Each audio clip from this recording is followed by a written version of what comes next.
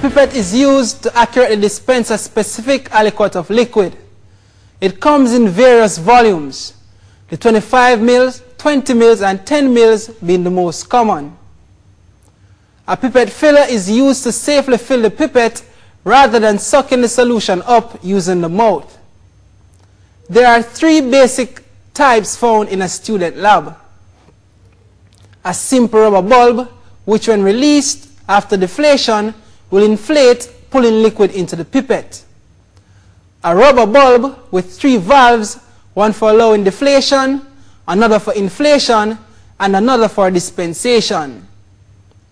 A cylindrical polycarbonate filler with a wheel that can be turned with the thumb to either pull up or release the liquid.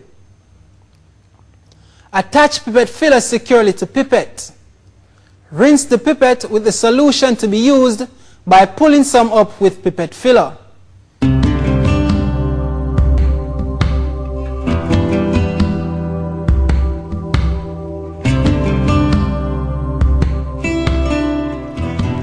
Using the pipette filler, again, pull the solution into the pipette to just above the graduation mark. Remove the filler and place the index finger quickly over the pipette to prevent the solution from flowing back out. Rotate the pipette gently against the finger to allow the solution to slowly run from the pipette until the bottom of the meniscus is in line with the graduation mark. Ensure that the eyes are at the level of the graduation mark to avoid parallax errors, and the pipette is vertical during this process. Remove the index finger and allow the solution to drain under gravity into a clean container, removing hanging drops by bringing the tip of the pipette in contact with the inside surface of the container or the surface of the liquid.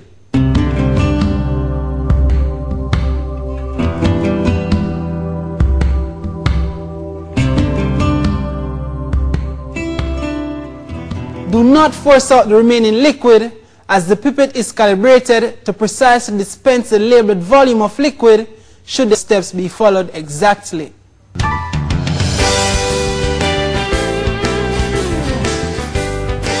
The thermometer is used to measure temperature or temperature change or gradient, and is usually calibrated in degrees Celsius, degrees Fahrenheit, or in Kelvin.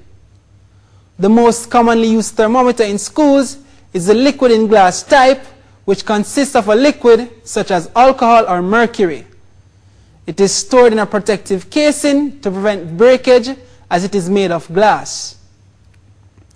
If a mercury thermometer is accidentally broken, the student should not attempt to clean up the fluid, but should clear the area and notify a lab technician or supervisor as soon as possible. To use the liquid in glass thermometer, first remove it from the protective case and hold upright. Examine the column of liquid to ensure it is continuous. No breaks or bubbles should be evident. If the column of alcohol or mercury is continuous, proceed to use the thermometer as per instructions. If not, ask for another thermometer.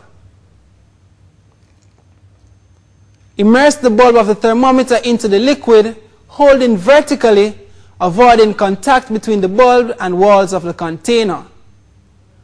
Allow adequate time for the mercury or alcohol to rise and come to a steady reading. Read at eye level to avoid parallax errors. Remove thermometer and rinse before using it for another reading. Replace the thermometer in its protective case when you are finished using it. A separating funnel has the shape of a cone surmounted by a hemisphere. It has a stopper at the top and a stopcock or tap at the bottom. Typical sizes are between 50 milliliters and 3 liters. The separating funnel must first be cleaned and dried before use. To use the funnel, the mixture to be separated is added through the top with the stopcock at the bottom closed.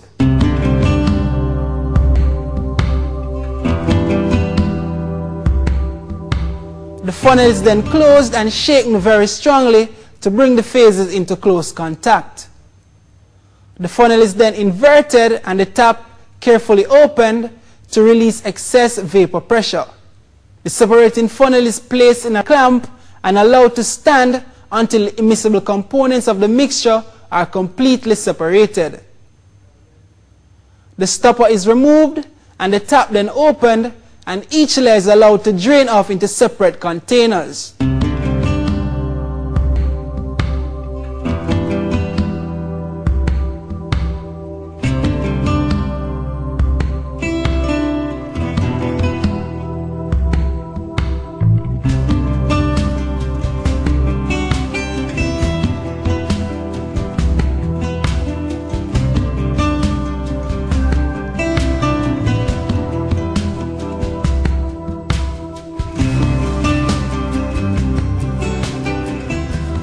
At least 3 clean containers are needed for a 2-fraction separation. One for the lighter fraction, one for the mixture of the 2 fractions at the boundary, and one for the heavier or denser fraction.